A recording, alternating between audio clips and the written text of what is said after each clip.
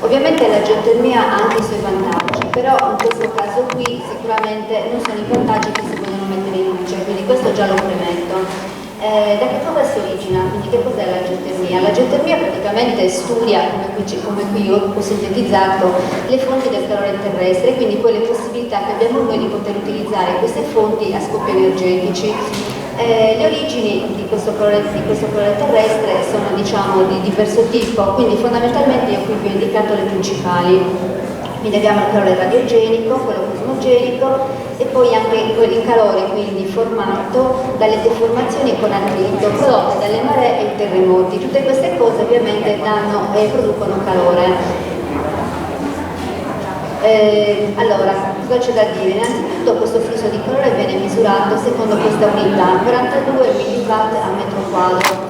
Questa unità di misura ha una certa importanza perché poi si basa il fatto che poi una zona venga scelta o meno per ricerche geotermiche prende alcuni dati di base, quindi in media sulla superficie terrestre il flusso si attesta su 73 mW a metro quadro. Ho detto che è un valore medio, quindi non dappertutto ritroviamo questo valore, ci sono alcune zone della superficie terrestre dove questi valori sono più alti e più bassi, quindi dove i valori sono più alti ovviamente diciamo sono delle zone preferenziali per la ricerca geotermica. Diciamo poi un'altra cosa molto importante che dobbiamo sapere è che noi quando andiamo al di sotto della superficie terrestre la temperatura tende a aumentare. L'aumento della temperatura è di circa 3,3 gradi ogni 100 metri, quindi facendo un breve calcolo a 1 chilometro di profondità siamo già a 33 gradi oltre la temperatura ambiente, cioè di superficie.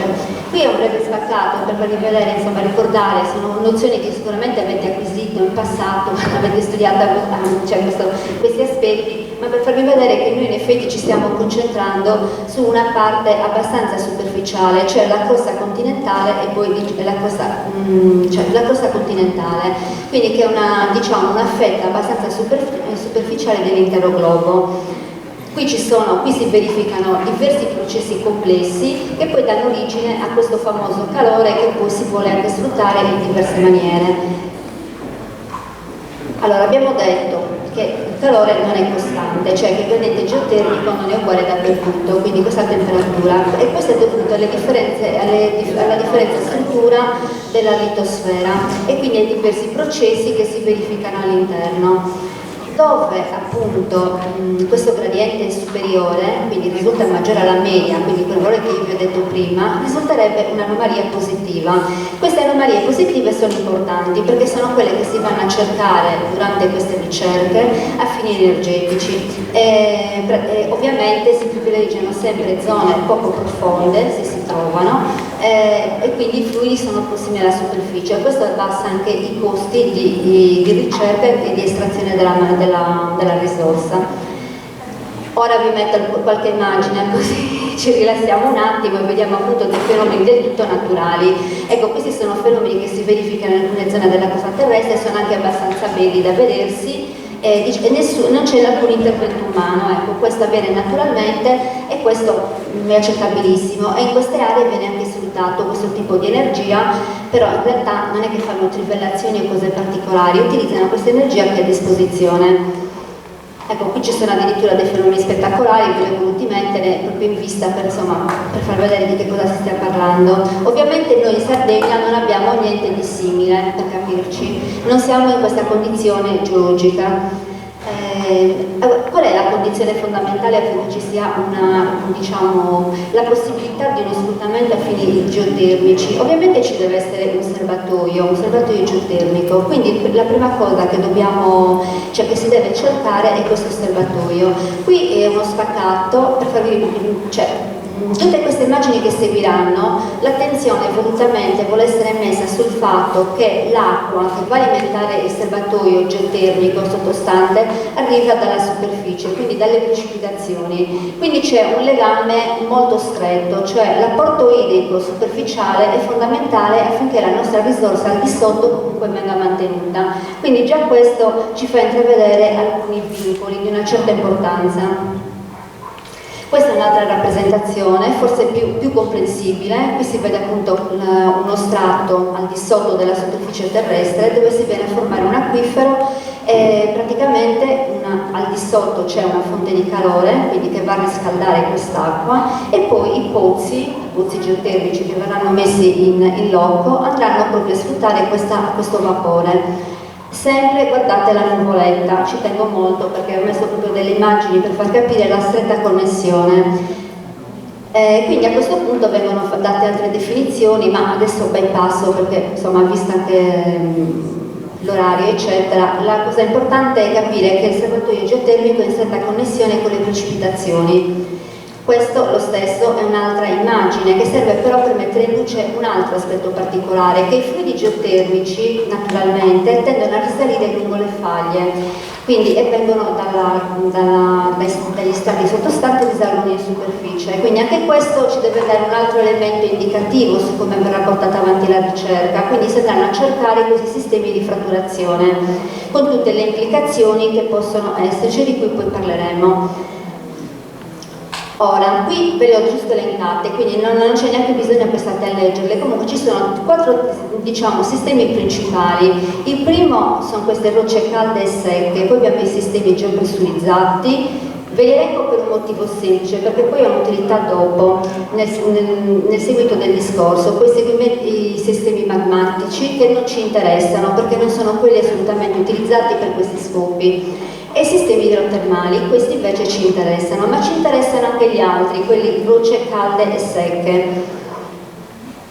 Questo è un altro spaccato per farvi vedere un pochino come funziona, ad esempio, il principio per estrarre il fluido da questi serbatoi, che sono appunto definite rocce calde e secche. Cosa significa? Che all'interno di queste rocce non circola acqua, però sono rocce che hanno una certa temperatura, quindi cosa si fa? Si fratturano queste rocce iniettando a pressione dell'acqua dall'esterno e poi si fa risalire al di sopra l'acqua calda, e questo ciclo continua. Quindi qui abbiamo capito che si devono innescare per questo tipo di processo un sistema a fratturazione che può avere diverse conseguenze su altri aspetti, che poi vi illustrerà più approfonditamente Gianni.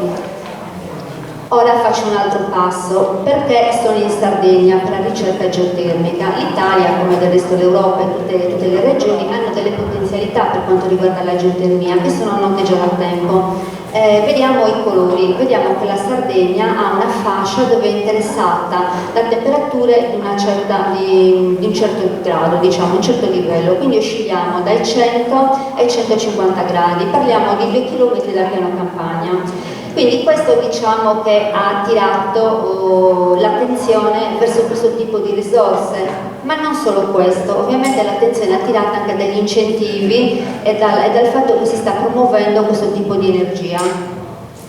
Ora, detto questo, vi invito a osservare dove è localizzata la fascia di interesse della Sardegna.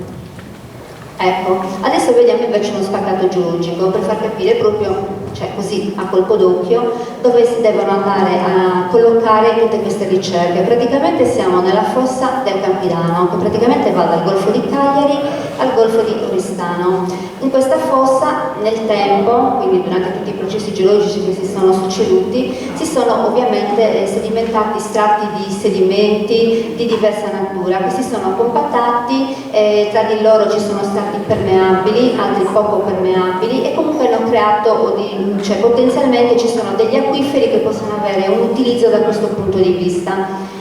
E si va a cercare qui, perché qui ci sono una serie di faglie molto interessanti che vanno praticamente a interessare prima il Campidano, quindi la fossa del Campidano, ma addirittura l'intero rift sardo, che invece va dal Golfo di Cagliari al Golfo dell'Asinara. Quindi tutta l'area interessata non è il Campidano, ma è tutta la fascia che quindi percorre la Sardegna da nord a sud. Queste sono tutte aree di altissimo interesse per la geotermia, e non solo per la geotermia ovviamente.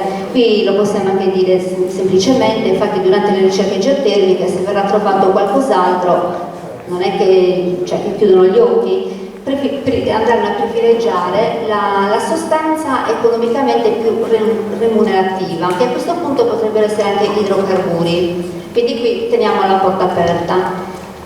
Questo lo stesso è uno staccato, è proprio una sezione dove qui vediamo proprio la conformazione e la successione degli strati, quindi qui in verde vediamo il basamento paleozoico, poi una successione di strati fino alla superficie, e queste linee rosse verticali sono tutti sistemi di faglie che bordano il Campidano, la fossa del Campidano. Quindi chiaramente ormai mi sembra che per noi geologi, vabbè, questo è semplice riuscire a capire più o meno dove vogliono andare a indagare, ma a questo punto penso che anche per voi sia abbastanza chiaro. Una volta che vediamo dove erano localizzati i progetti, riusciamo a capire poi in realtà dove vogliono estendere le ricerche.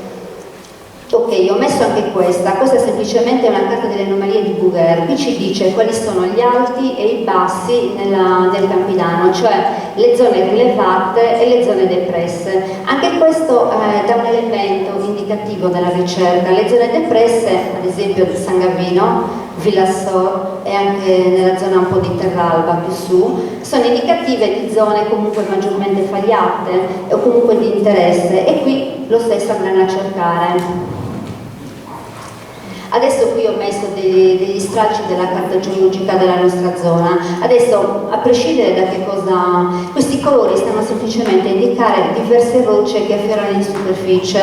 Vediamo che la zona centrale è occupata da alluvioni, quindi da coperture molto recenti. Poi abbiamo rocce del basamento, rocce granitiche e rocce vulcaniche, metamorfiche in generale. Questo cosa vuol dire? Questo le sto mettendo per un semplice fatto, per dire che comunque la Sardegna, anche se è un'isola, anche piccola, dal punto di vista geologico è un microcontinente, cioè nel senso che ha tante di quelle varietà e tante di quelle risorse, ovviamente commisurate all'ampiezza dell'isola, ovviamente, che hanno sempre attirato sin dal passato, lo sappiamo benissimo, gli esploratori che sono venuti prima con le miniere. Oggi lo stiamo vivendo tutti i giorni quello che sta accadendo, ma questo perché? Perché proprio geologicamente la Sardegna è una regione molto particolare. Ok, questo è comunque, ecco, questo l'ho messa per far vedere un'altra cosa. Qui siamo nella zona di Gonnos Fanarica, vediamo anche tutto il sistema idrico, cioè tutti i corsi d'acqua. Vediamo che questa piana è fortemente interessata ed è molto importante da questo punto di vista, cioè queste sono zone di ricarica, cioè questo è un acquifero importantissimo. E questo lo dico qui nel senso che gli acquiferi sarebbero la prima cosa da studiare prima di lanciarsi in ricerche geotermiche o sfruttamenti in tal senso di questa risorsa.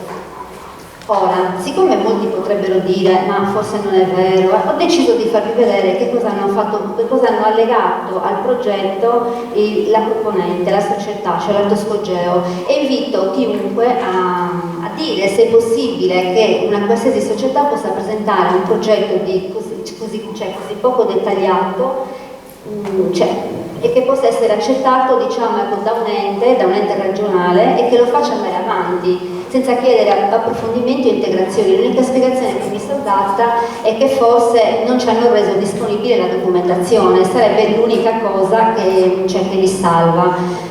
Comunque questo ad esempio è il primo inquadramento, l'abbiamo già detto, questo è il progetto Guspini, interessa 87 km quadrati. L'unica cosa che possiamo vedere, l'unica cosa che possiamo dire da qui è semplicemente che ci hanno messo una linea perimetrale per dirci tutta l'area che loro intendono, cioè tutta l'area a cui loro sono interessati, devono fare le ricerche, ma vi dirò, non c'è niente di più, cioè nel senso non ci sono tracciati sismici, non si sa dove devono fare le indagini, cioè non sappiamo assolutamente nulla. Ci hanno detto che su questi 87 km quadrati loro devono fare ricerca, quindi tutti noi, chiunque di noi abbia un terreno, abbia qualunque cosa, deve aspettarsi che, non lo so, se questa cosa dovesse andare avanti, che qualcuno venga e dica no, io qui devo fare determinate ricerche perché ritengo opportuno che qui debba essere fatta. Apro anche Villa Ciro per dire che è più vasto il territorio, perché infatti poi da notare un'altra cosa, non c'è il progetto Gonnos, cioè nel senso che Gonnos si trova a cavallo tra i progetti di Villa Ciro e di Guspini e non c'è un progetto specifico che riguardi Gonnos, e anche qui abbiamo una serie di comuni che ricadono dentro, una superficie più ampia. Stesso discorso, hanno semplicemente messo l'area perimetrale e lì è finito il loro lavoro, non ci devono dire nulla di più. Adesso, allora uno dice, ma forse c'è qualcosa di più, apriamo il cronoprogramma, io ve ne apro uno perché sono tutti uguali, cioè non c'è problema, possiamo aprirne anche tutti quelli presentati dall'altro Scogeo, sono tutti uguali, sono tutti copia e incolla, non cambia nulla. Anzi, tra l'altro hanno anche copiato male in alcuni progetti, hanno riportato progetti di altre zone. Allora, qui cronoprogramma, praticamente diciamo che se questa cosa va in porto in un anno, quasi un anno e mezzo, ci troviamo già le centrali geotermiche belle pronte, cioè voglio dire, sono velocissimi, non c'è tempo da perdere. Cioè qui si fa con la ricerca, se l'esito della ricerca diciamo è positiva, si parte con la perforazione, con i pozzi di produzione e reiniezione, quindi circa forse un anno e mezzo, la cosa dovrebbe essere fatta. Però è molto interessante vedere anche la relazione paesaggistica, è uguale anche per Gonnos, non c'è problema, per Villa Ciro, sono tutte uguali. Cioè vi invito a leggerla perché la relazione paesaggistica sono queste 4 righe, non c'è altro. Cioè se qualcuno avesse dei dubbi e potesse dire no ma c'è qualcos'altro, no, questa è la relazione paesaggistica legata a un progetto di ricerca geotermica. Allora sinceramente io come geologo, noi come geologi e tecnici in generale, mettiamola in questi termini, non verrebbe accettato nulla sotto questa forma, ma neanche per un progetto più stupido in assoluto uno avrebbe ricercato subito una cosa simile. Per dirvi quindi quanto è carente il progetto, comunque, che non c'è proprio nessuna descrizione. Poi nella relazione tecnica diciamo si lanciano un po' di più, c'è qualcosa di più, però quel qualcosa di più ci serve anche per capire che in realtà hanno le idee chiare. Praticamente loro si stanno facendo questa ricerca, ma lo scopo finale poi è il pozzo esplorativo e quindi partire con diciamo, la produzione. Parlano di reiniezione di fluidi e poi ci sarà anche un monitoraggio microsismico. Questa è un'occasione per cui collegarmi con altre cose dopo. Monitoraggio microsismico, parlano comunque di fluidi di perforazione di cui non sappiamo nulla, parlano di sistemi e tecniche innovative sperimentali di cui non ci dicono nulla, quindi insomma diciamo anche da qui gli elementi per richiedere ulteriori integrazioni o comunque per porsi le domande, chi dovrebbe porsele di dovere, cioè chi deve istruire le pratiche, diciamo che ce n'è in abbondanza, forse anche troppo. Però andiamo oltre, così, perché insomma devo anche un po' sintetizzare, perché effettivamente la materia è un po' complessa e lunga e voler dire, quindi vi dirò proprio le cose principali. Però per non dire che noi non vogliamo vedere le cose come stanno, io mi sono voluta riferire a una regione per eccellenza, cioè l'ARPAT, che ovviamente è maestra nel settore geotermico, avendo praticamente la regione diciamo occupata da ben 35, no di più, forse di più, forse oltre 35 centrali geotermiche, quindi voglio dire ci danno delle utili indicazioni e io ho voluto proprio rifarmi a loro per far capire, far vedere a tutti voi e insomma a chiunque vuole aprire un po' gli occhi che dietro la geotermia e l'eventualità di centrali geotermiche ci vogliono dietro forse diciamo uffici veramente competenti nei controlli, e gli uffici veramente competenti sarebbero la nostra ARPAS. Io sinceramente dopo che ho visto i controlli che devono fare l'ARPAT, cioè l'ARPAT toscana, qualche dubbio mi è venuto, cioè non penso assolutamente che ci siamo neanche vicini, anche perché non sono addentro nella tematica, però diciamo quali sono le pressioni. Allora, scusate, praticamente cosa c'è? Intanto non ci si pone contro il geotermico, però diciamo ci sono delle pressioni ambientali che vanno valutate, aspetti negativi da tenere in serio conto, e sono questi: subsidenza, modificazione del paesaggio, perforazione pozzi, sismicità, emissioni degli impianti, reiniezione acque di condensa e rumore. Cioè tutti questi sono tutti elementi che devono essere valutati quando si fanno questo tipo di interventi o si mettono su centrali geotermiche. Geotermoelettriche per definizione. Allora, voglio partire con la sismicità.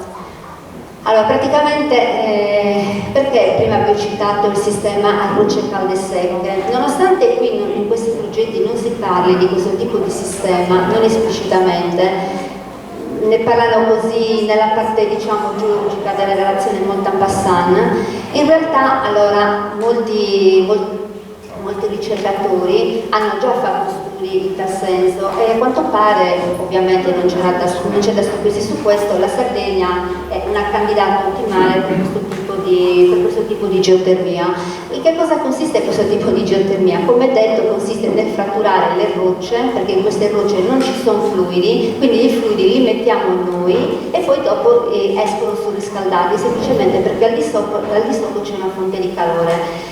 Quali sono i vincoli a questo tipo di sfruttamento? Ce ne sono due, cioè la fonte deve avere una temperatura di 300 gradi e lì ci siamo, però la zona deve essere asismica o comunque con una leggera sismicità, perché comunque è comprovato da letteratura nazionale e anche internazionale che il fatto che quando nella fase della reiniezione del fluido si possono provocare dei sismi. Qui stiamo parlando di sismi indotti, quindi è inutile dire che la Sardegna, cioè io lo smonto facilmente questa questione che la Sardegna è sismica per cui si presta, no, semplicemente la Sardegna diciamo ha una blanda sismicità, non vuol dire che è asismica perché anche la Sardegna ha degli scuotimenti sismici, tra l'altro il nord Sardegna è più sensibile del sud dove sono stati appunto monitorati e misurati diversi eventi sismici anche di una certa importanza, tra l'altro anche la costa sud ha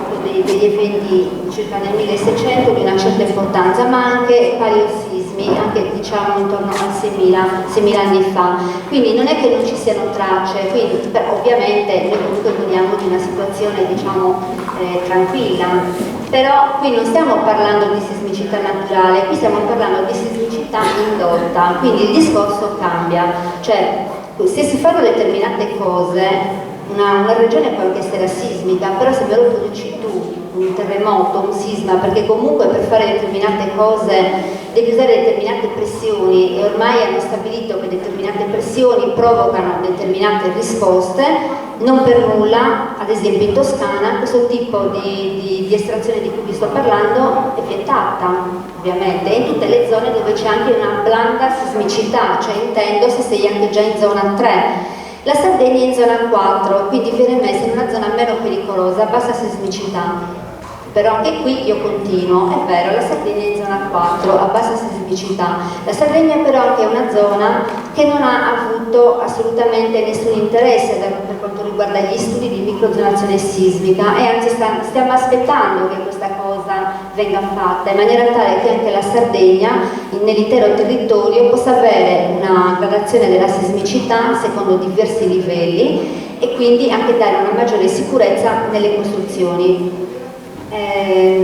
Questo l'ho voluto dire perché è corretto dire che parlare di sismicità, ma qui stiamo parlando di sismicità indotta, quindi qui è bene ricordarlo, cioè se non si fanno determinate azioni è chiaro che la Sardegna comunque gode di una situazione privilegiata perché comunque è una situazione geologica e strutturale diciamo tranquilla, però diverso è se io metto in atto altre azioni di cui poi non conosco assolutamente le conseguenze, quindi dal mio punto di vista, ma non soltanto dal mio, vige il principio di precauzione, se le cose non si sanno non le facciamo finché non abbiamo dati più attinenti. In questo caso dovremmo fare prima gli studi di microzonazione sismica e dopo parlare di queste cose. Poi parliamo delle emissioni degli impianti, ecco anche qui le emissioni hanno una certa importanza, ciò che il decreto legislativo che è il testo ambientale diciamo norma questi aspetti. Io qui dico soltanto alcune cose che tra l'altro sono dette proprio dall'ARPA Toscana che sta appunto legiferando in maniera autonoma per spingere quindi anche lo Stato a porre altre sostanze sotto che assolutamente adesso non vengono controllate e sono sostanze inquinanti come il selenio, l'antimonio, l'ammoniaca, metano, monossido di carbonio. Queste non risultano diciamo, sostanze importanti secondo i limiti, cioè secondo il decreto legislativo 152. Per cui diciamo, detto tra noi, non vengono monitorate, che possono anche esserci ma non importa nulla perché nessuno ci potrà dire mai nulla. Inoltre aggiungono che i limiti normati dal decreto 152 del 2006 non sono verificabili su tali impianti poiché la legge parla di un monitoraggio in continuo, invece in realtà il monitoraggio è puntuale, cioè nel senso che gli stessi operatori dell'ARPAT vanno e fanno dei monitoraggi puntuali. Continuo vuol dire che c'è un sistema in remoto che misura in continuo tutte le emissioni. Questo non c'è, invece la legge prevede questo tipo di osservazione. Comunque vado avanti perché ecco, però adesso qui vado veloce, voglio soltanto farvi vedere l'impatto paesaggistico. Adesso vado velocissima, sì. L'impatto paesaggistico, questa era una centrale geotermoelettrica, andiamo avanti, l'importante è vedere un po' di immagini. Questi sono alcuni elementi, pozzo di produzione, collettore, eccetera, eccetera. Quindi potete immaginare comunque che se ne facessero anche più di una, l'impatto paesaggistico non è indifferente. Questo invece è un impianto di abbattimento per il mercurio e l'idrogeno solforato. Anche questo è un impianto che serve per abbattere gli inquinanti. Non tutte le centrali sono dotate di questo impianto. Qui ci sono alcuni particolari, prelievo di campioni.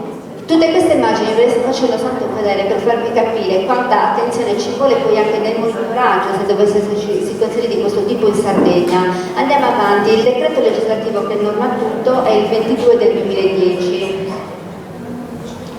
Vabbè, qui ci sarebbero state delle cose interessanti, ma diciamo che dette così non hanno molto senso, se non ho modo di esplicitarle non ha senso, perché qui ci sono molti particolari e molte cose su cui l'attenzione, cioè su cui diciamo potrebbe giocare chi vuole sfruttare questo tipo di energie.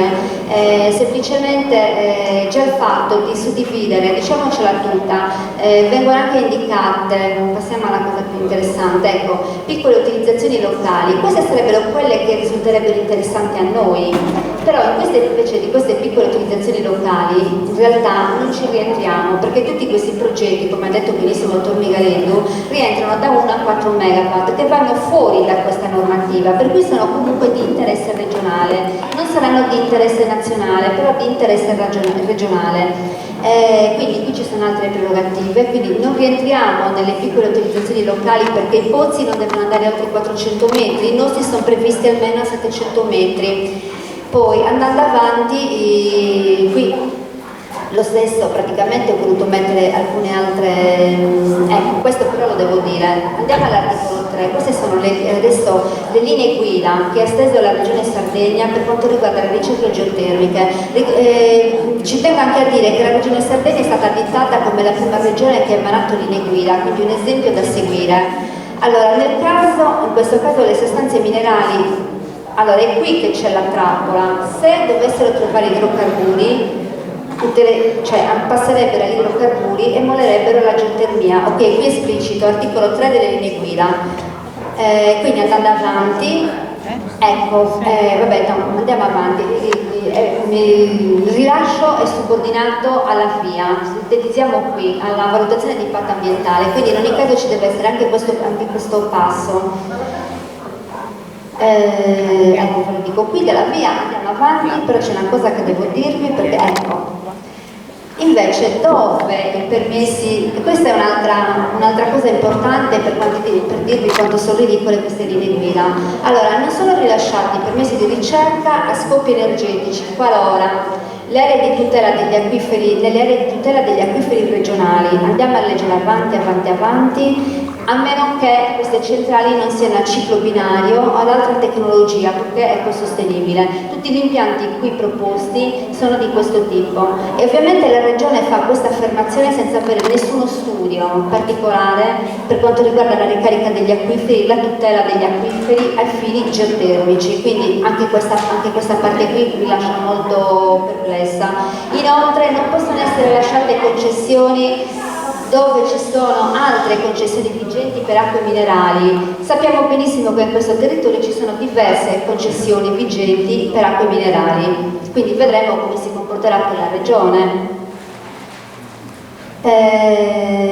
Niente, qui adesso diciamo vado avanti, non ha importanza. No, è importante. Questo è fondamentale, ecco. Questa è l'ultima trappola, cioè le risorse geotermiche e le sostanze associate e via dicendo, allora possono essere effettuate in regime di permesso di ricerca, ok? Quindi si può iniziare a coltivare in regime di permesso di ricerca soltanto per quantitativi limitati e per periodi di tempo non eccedenti la durata del permesso stesso, ok? Questa è una trappola che è sempre esistita nelle risorse per quanto riguarda in generale le risorse minerarie, dalla prima all'ultima, cioè durante i permessi di ricerca si fa anche estrazione e coltivazione. Questo lo salto perché è un rimando ovviamente alla via, anche questo ormai non ve lo, cioè andiamo avanti. No, aspetta, qui c'è una cosa, ecco, qui c'è un'altra cosa importante che vorrei dirla prima di passare la parola a Gianni, e per quanto riguarda la strategia energetica nazionale, dove viene detto che i cittadini devono prendere parte e rispondere del dibattito pubblico, e questa cosa per quanto riguarda, diciamo, tutti gli impianti energetici che verranno decisi in futuro nel territorio, lodevole. Però attenzione, al contempo si sta lavorando a modificare la Costituzione affinché vengano tolte alcune competenze alle province in materia e vengano demandate allo Stato. Quindi in questo caso noi cittadini non penso che avremo molta voce in capitolo, quindi come dire, forse ci vogliono regalare, vogliono farci, ma non so, forse vogliono prenderci in giro per l'ennesima volta.